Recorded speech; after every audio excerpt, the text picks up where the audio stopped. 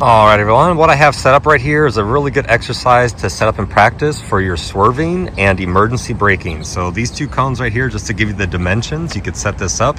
I'll also post up a picture of what this looks like so you could screenshot it as well. So just to explain it real quick, these two gates are 5 feet apart. From the first two gates to the second, this is 20 feet, 5 feet apart again. Now from these two gates to the actual obstacle, this is only 15 feet forward. Now, if you look right here, dead center in the middle of the two gates, the obstacle, which is right here, this is 14 feet wide, okay? Then you have a 5 foot opening on this side, a 5 foot opening on that side, and then the tall cones on the very end, those are 20 feet long. And if I had more cones, I'd put more cones, but I only had 6 extra, so 3 on each side. And then from the obstacle right here, where this middle cone is at, from this obstacle over there to the final two gates, from there to there is 30 feet forward. So the idea is this, and this is the practice. You get in second gear, go about 15 miles per hour to start, work your way up to 20 miles per hour. You come down 20 miles per hour, 15 miles per hour to start, steady speed. Once your front tire passes through these two cones, you're gonna swerve. And swerving is counter steering very aggressively. This is not like leaning like you're in the twisty mountain roads. This is a forward, assertive push. If you want to go right, push forward on the right handlebar. Anybody who thinks counter steering doesn't work, you move your body, you push down, you weigh the pegs, all that crap is not going to work, and you will slam right into this barrier. You have to push forward and fast on the handlebar in the direction you want to go. You want to go right, you push right, and you hold it until you actually get clear of the obstacle. Now, to prevent yourself from keep on going that way because there's another wall of cones, you got to stand the bike back up and work your way back over there to those cones. So it's 2 counter steers in a row. The first one gets the bike over here out of the way so you miss the car or whatever the obstacle is. And then you have to swerve again to get back over into your lane and make it through those 2 cones.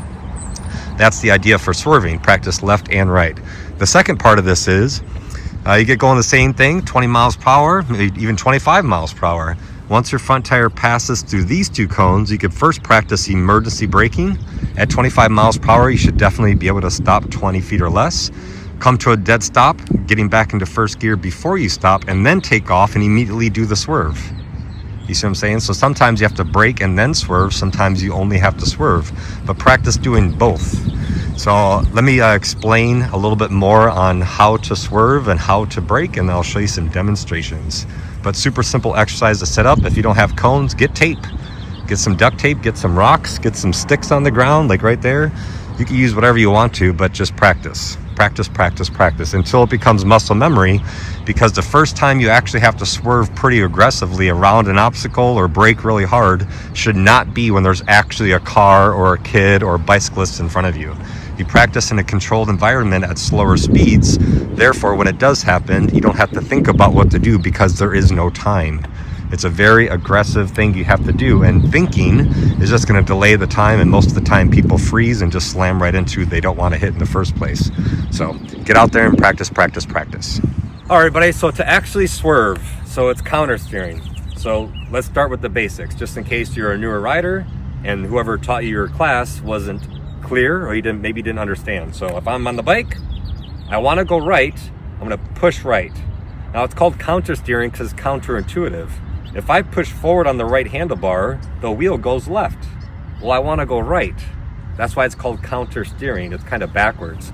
So when you push right, it destabilizes the bike and causes the bike to fall or lean to the right. But because of the caster effect of trail, a bunch of physics stuff, the handlebars will turn in the direction you're going once you get done pushing. That happens automatically. You don't have to think about it. The only thing I want you to do, and the only thing I want you to practice and focus on, especially for swerving or any type of cornering, is just looking where you want to go and then pushing forward in that direction.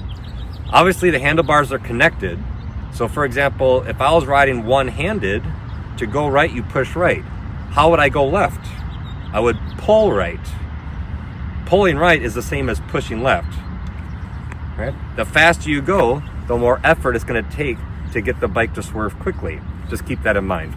But if I'm out in the twisty mountain roads and it's a very easy, slow, big, long turn, like a big sweeper, you're not going to do this, right? It's a slow push. However fast you push the handlebars will directly correlate to how quickly the bike will lean. If you have to do a really quick chicane back and forth, you're gonna be doing some quick counter steering. If you have to swerve, which is what we're gonna be doing today, it's a very quick push. If you push slowly, you will not make it around the obstacle. And right now it's just a couple cones or whatever you put on the ground, sticks or Coke cans, whatever you're gonna do.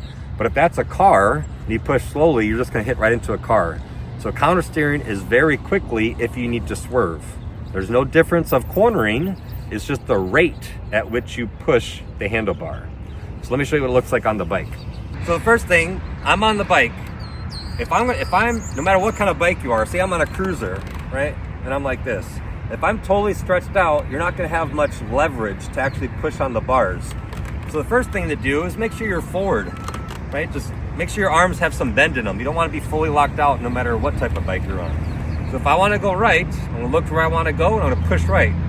Again, the handlebars and the wheel, it will go the wrong direction at first, but since it's two wheels, it's pretty much like an upside down pendulum. You push, cause the bike to lean and go in that direction. How do you know how long you push for? Well, for swerving specifically, you have to push until you clear the obstacle. Once you do that, then you can relax the push. Otherwise, you'll just keep leaning off forever. So you push to get away. If it's approaching you very quickly, you're gonna have to push quickly to move this bike quickly. So you push to get out of the way. Once you clear the obstacle, you're gonna push the other handlebar to stand the bike back up. And in this specific drill, what you're gonna have to do is not just one counter steer to swerve, it's one to swerve to get out of the way of the obstacle, but then you have to counter steer again to get back. Look at those two last cones right there. Those are the final two cones. So I'll take you through a little thing, come through here, check this out. So if we get the perspective of right here, so you can look down, I'm gonna take off in a second. The first two cones is just like a gate, like a guide to go through. Once you get through the second set of yellow cones, you're gonna push in the direction you wanna go. I'll go left and right to show you. Once you go around the obstacle, right, you were in the middle of the road. Car blows through a red light, that's the obstacle. You swerve to get around it. But what if there's something, there's another car, there's a tree, there's a curb. You gotta make your way back over to the middle of the road. So you're gonna go through the second set of yellow cones, swerve around the obstacle, but then you gotta swerve again to get back to where you were. If you can't make it back through here, you have very slow counter steering. You have to be a little bit more aggressive. And that's why it's good to practice like this in this environment to get used to what that feels like on your bike. So when it does happen in real life, you're not gonna freak out and panic and just T-bone the car or whatever it is. So I'm gonna be showing you a whole bunch of different angles, and I'll slow down in slow motion so you can see. All right, the camera guy will be right here. You'll see the front tire. I'm gonna push right. You will see in slow motion the front tire go the wrong way, and then it will track and then go in the direction you're gonna be going. So a whole bunch of different angles. I'll have them going all different ways so you can see it forward, backwards, everything else. So to start this, just go second gear, 15 miles per hour. Why second gear? You could be in first gear. Just understand, if you're in first gear doing this stuff, you have to have really good throttle control because any movement in first gear is gonna be very abrupt. Second gear kind of slows down the sensitivity a little bit, so to speak. So second gear, 15 miles per hour. Eventually you wanna work your way up to about 20 miles per hour for the dimensions that we have here. But second gear, 15 miles per hour is perfectly fine. So what you don't wanna do, or try not to do, is chop the throttle and get back on the throttle. Because as we all know, you chop the throttle, weight goes forward. You give it throttle, the weight goes back. So what you're actually controlling with the throttle is not only the speed, but the suspension. And while you're swerving, the suspension is already getting a pretty good damn workout just swerving. You don't want to add to that by adding or subtracting throttle, which will make the bike more bouncy. So try to remain a steady throttle as much as you can. Of course, it might be a situation where you might have to brake first to slow the bike down and then swerve. Or you might just have to swerve first and then brake afterwards, but you never want to brake and swerve at the same time. It's either one or the other. So after I just do the swerving stuff and show you a whole bunch of demos, then we'll go into part 2 of this, which is braking and then swerving. I'll explain that one afterwards. So let's do a whole bunch of angles so you can actually see the counter steer and what it looks like.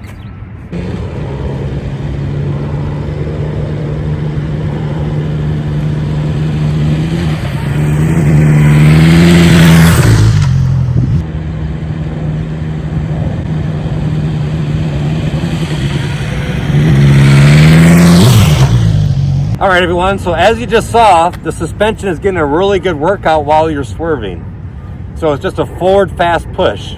Now if you just do this, you're just gonna wobble and hit the obstacle. Remember, you gotta push and hold until you clear the obstacle, then push the other handlebar to get the bike back up and then make it through the exit gate down here. So one thing, so that's just the main fundamentals, right? Push to go. But you always wanna look before you push. So what your eyes are doing. If you look too far to where the escape route is, you might turn too early and not make it through the second set of yellow cones. So you're looking straight, everything is good. You're imagining going through an intersection. Everything is calm, dead center in the middle. Car blows through it, you gotta make a quick reaction right now to swerve. You look at the gate. You don't look at the obstacle, very easy just to go towards it. So you look at your escape path. If you ski or snowboard, you automatically know this. How do you go down a hill with a bunch of trees? Do you look at the trees or the gaps between the trees, right? So look at the escape route behind the car or whatever else. Look at the escape route. You look and then you push. Once you know you're gonna make it, look up at the next spot to where you wanna go and then get your bike over to there. So eyes, then the bike. Try not to adjust your throttle. If you go back and watch the video again, you can see the suspension is going crazy. If I were to do this as well, right, you could unload too much or you could overload the tires. Won't be a good idea. So now what I wanna do, I'm gonna do the same thing, left and right, but this time I'm gonna slow it down, slow-mo, so you get to see what the front tire actually does. If for some reason you don't believe counter steering works, you're about to see, you'll never be convinced otherwise. You'll see the front tire go the wrong way and then destabilize, lean the bike, and the tire will track in the direction you're going. So let's do that.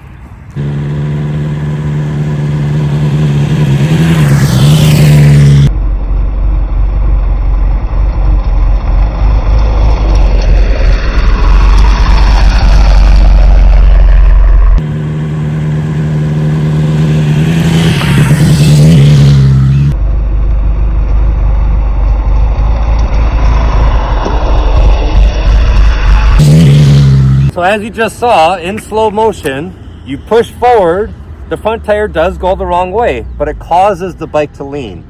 Counter steering just initiates the lean. It just gets the bike to fall over, right? But the wheel does turn in the direction you want to go. If you take a picture of someone mid-turn in the middle of a corner, the wheel is pointing where you want to go. Counter steering is when the bike is upright, you get the bike to lean over. That's how you do that, right? So you practice that, get good at that. But now, what if you have to brake first, and then the obstacle is still there, then you gotta swerve. So this is part 2 of the exercise. You don't change anything with the cones, but what you do is different. So now, you're gonna go 20, 25 miles per hour. When your front tire gets to the first 2 cones, second gear, 20, 25 miles per hour, I want you to stop as fast as you can, downshifting to first gear. So you should be able to stop 20 feet or less at 20, 25 miles per hour, no problem. Once you come to a stop, now take off and then do the swerve.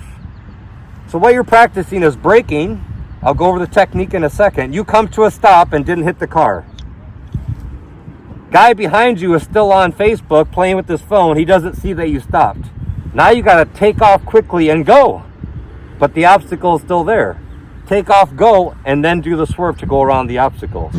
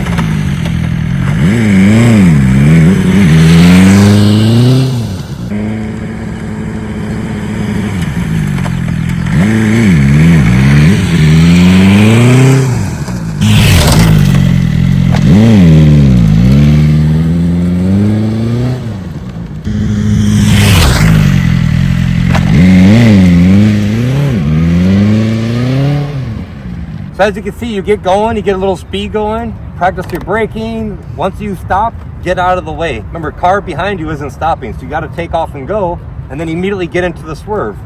So I'm gonna do a couple more. I'm gonna figure out how fast can I actually go into this in order that allows me to stop and get around that obstacle. So what I have a camera guy do is just kind of go stand over there by the black belt X over there, and then just follow me from start, building the speed, trying to come to a stop, and then get the hell out of the way. I may not even come to a stop, but it's like practicing really hard braking. I'm gonna hit the obstacle, I'm going too fast, need to get off the brakes and then go into a swerve. So check this out.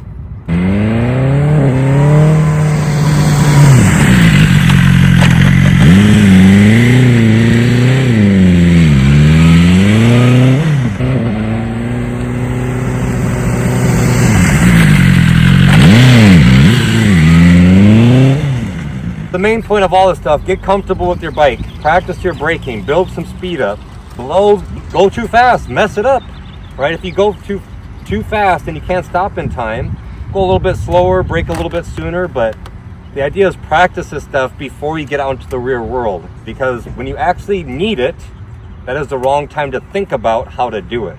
Even if you remember how to do it, if you don't have the repetition and the practice, it ain't gonna do it any good anyway. All right, everybody, we're gonna shut off the camera, and I'm gonna jump on the bike and keep on practicing myself. But check out the description, my link to my apps, my books, Instagram, discount courses, blah, blah, blah. Hit subscribe so you don't miss out on any videos, and see you next time.